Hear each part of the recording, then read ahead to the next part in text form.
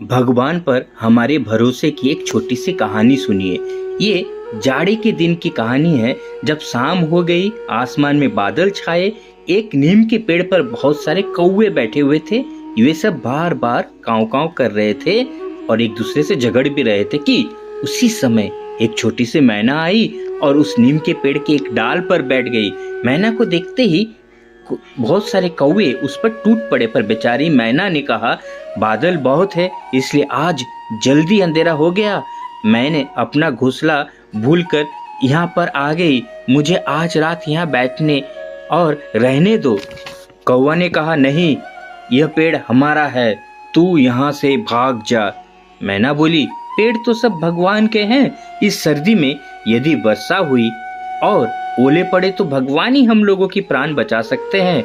मैं बहुत छोटी हूँ, तुम्हारी बहन हूँ, मुझ पर तुम लोग दया करो और मुझे यहाँ पर बैठने दो। पर कौवा ने एक बात ना मानी और कांव कांव कर उस पर झपटने लगे, जिससे बेचारी मैना डर गई। वहां से उड़कर दूर जाकर एक आम के पेड़ पर बैठ गई।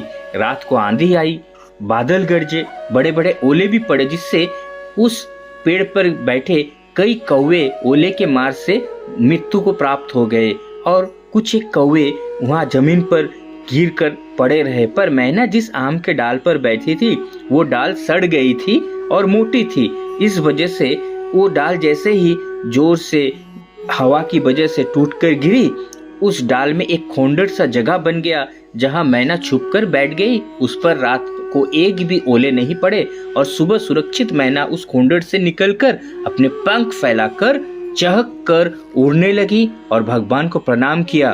पृथ्वी पर ओले से घायल पड़े हुए कौवे ने मैना को उड़ते देखकर बड़े कष्ट से कहा, मैना बहन, तुम कहाँ रही? तुमको ओलों की मार से किसने बचाया? मैना ने कहा, मैं आम के पेड़ पर अकेली बैठी थी और भगवान की प्रार्थना करती थी। दुख में पड़े हुए असहाय जीव को भगवान के सिवा और कौन बचा सकता है? लेकिन भगवान केवल ओले से ही नहीं बचाते और केवल मैना को ही नहीं बचाते। जो भी भगवान पर भरोसा करता है और भगवान को याद करता है, उसे भगवान सभी आपत्ति विपत्ति में सहायता देते हैं और उसकी रक्षा करते हैं।